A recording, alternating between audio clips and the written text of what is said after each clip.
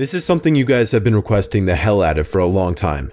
It took a lot of time, but I finally found 3 stories that take place during school lockdowns.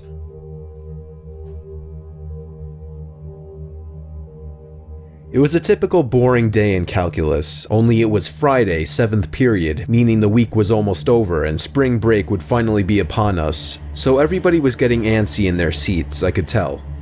We didn't have a test that day like a lot of my friends did with their other teachers, so our teacher in the middle of class just decided to start playing games with us on Sporkle.com. He was a very laid-back teacher like that. As we were doing some brand logo quiz on Sporkle, I remember the exact moment it happened. Right after my friend answered a question, I remember the exact answer too, Adidas. The dean's voice came through the loudspeaker. He sounded panicked and frantic as he told all the teachers this was not a drill and to go into lockdown. I actually got the chills and I got goosebumps on my arms as our usually laid-back teacher too seemed panicked as he ran to turn off the lights and ushered us to the back corner of the room. We all sat in silence for about 2 minutes, and then the usual buzzing that came from a panel in the back of the room ceased, indicating that the school must have cut all the power. We all looked at each other, realizing this must be serious. A few more minutes of waiting later, we heard a man screaming at the top of his lungs coming down the hallway. 2 girls in the class actually started crying, which made all of us even more scared. As the screaming got closer to the classroom, the lunatic-sounding man started banging on the lockers while screaming, "I'll kill all of you." It was at that moment that I started to fear for my life. My teacher shushed us as we all looked at each other to see our peers' reactions. The banging then moved from the lockers to our classroom door, and that's when one of the crying girls screamed no. The banging on the door only grew worse as the man started screaming, "Open up." 2 of the girls in the class were crying out loud now. It felt like an eternity that man was pounding at the door. But eventually, he finally continued down the hallway, screaming like a mentally insane person until we could not hear him anymore. I'd say 10 minutes later, though it felt like half an hour given the situation, the dean came back on the loudspeaker explaining the situation, which was surprising for him to do. He explained that some apparently mentally unstable person entered the building and assaulted the woman sitting at the front desk, causing her to flee the building screaming, and staff wasn't sure if the man was armed or not.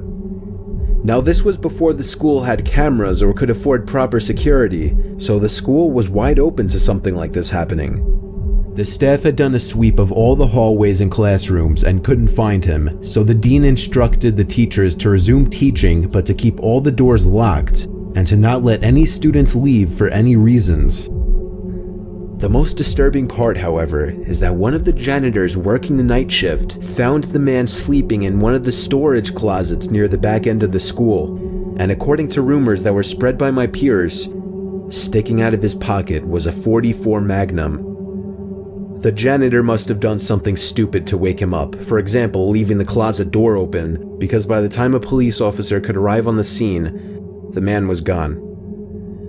My entire class, as far as I know, to this day, has no idea if this man was ever found, but I like to think that right now, he's being given the proper help that he needs.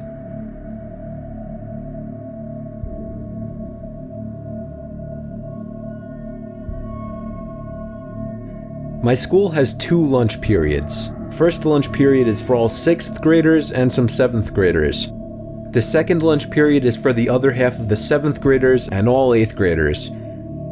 The lockdown happened in the beginning of October. The day the lockdown occurred, it was overcast and rainy. During the first lunch period, I heard 4 loud booms. I personally thought it was thunder, but the entire lunch crowd started screaming. I was thinking those kids were just serious pussies, but the campus security came in and started yelling at people to go into the multi-purpose room, and the kids who were in line buying lunch had to throw out their lunch and come inside. Me and some friends went inside the room along with a huge group of other kids. Everyone was curious as to what was happening. Our multi-purpose room is huge, and the back wall of the room is made of see-through glass. When me and my friends were rushed inside the campus, security was covering the glass with the curtains, and there were adults at every exit.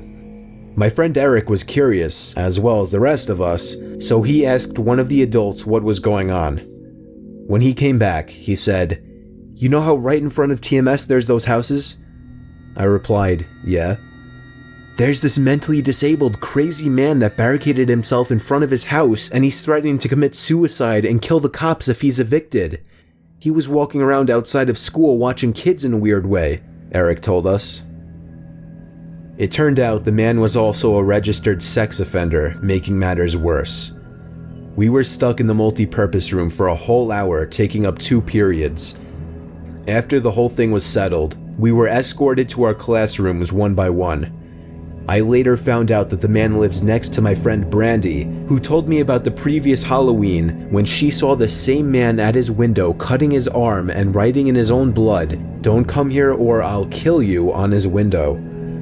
Of course, being Halloween, people, including Brandy, assumed it was just for the holiday. But after this horrific incident, we knew this man was mental, and we're glad he never got near us.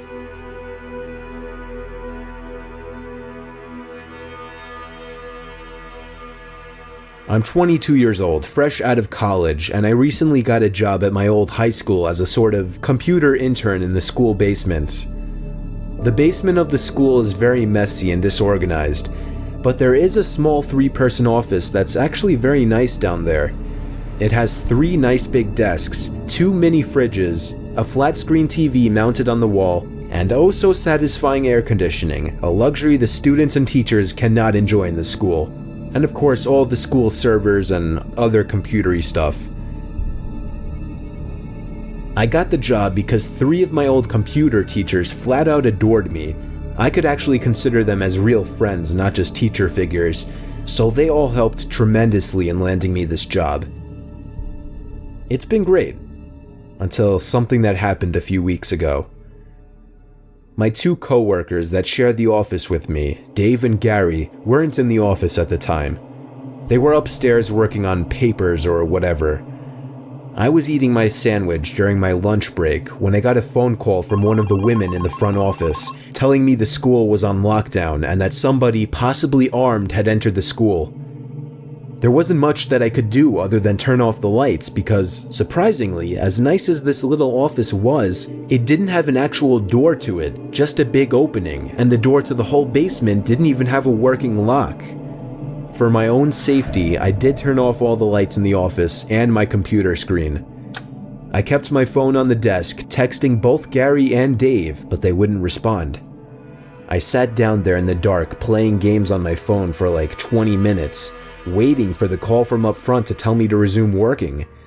I had no idea what was happening. I couldn't hear what was going on upstairs from down here, but I was not allowed to make any calls until I was informed that the lockdown was over.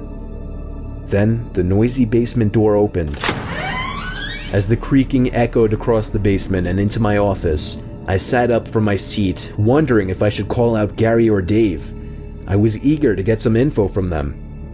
Someone then came running down the stairs and their footsteps were approaching my office. I pushed away my chair and crawled under my desk. Somebody entered the office but did not turn on the lights. There was just silence. I can't even describe the fear I was experiencing. I felt like if I made one sudden noise, I'd be a dead man. Suddenly, my phone dinged as I got a text message. I felt my entire world shrivel up and die at that one moment as I clenched my teeth in fear. Footsteps suddenly moved closer to me until I finally dove out from under the desk in capitulation, begging whoever it was not to kill me. And just then, someone grabbed my arm and pulled me up. It was some guy in a red plaid button-up, jeans, and a reddish-black cap. He told me, "It's okay, I'm just down here hiding with you." "What's going on up there?" I whispered to him. He kind of ignored my question and asked me if there's an exit down here. I told him, "Yeah, around that way." Before he could do anything else, I asked him, "Who are you?" There was a brief moment of silence. Before he started explaining he was coming in to pick up his son, when a teacher told him to hide. After his explanation, I checked my phone and saw the text I received was from Dave. It said, "Dude, this is fucking crazy. Some guy with a gun shot Mr. Buckley. He's wearing a red shirt and a hat. Whatever you do, don't come upstairs." I was about to reread that text out loud to the man until I realized. I looked up and felt my stomach sink. The man seemed to catch on to my suspicious stare. Panicking, all I could think to do was to run for the upstairs.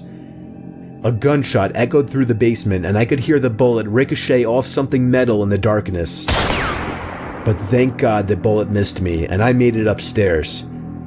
Fortunately, police were waiting at all exits, including the basement exit, and caught the man the second he opened the door. More good news, our teacher Mr. Buckley survived the gunshot. It was later determined that the man and Mr. Buckley had some beef for whatever reason, but that was never revealed. All we know is that Mr. Buckley couldn't have done anything that would have warranted this kind of reaction. And I know that the sound of that gunshot will forever echo in my mind.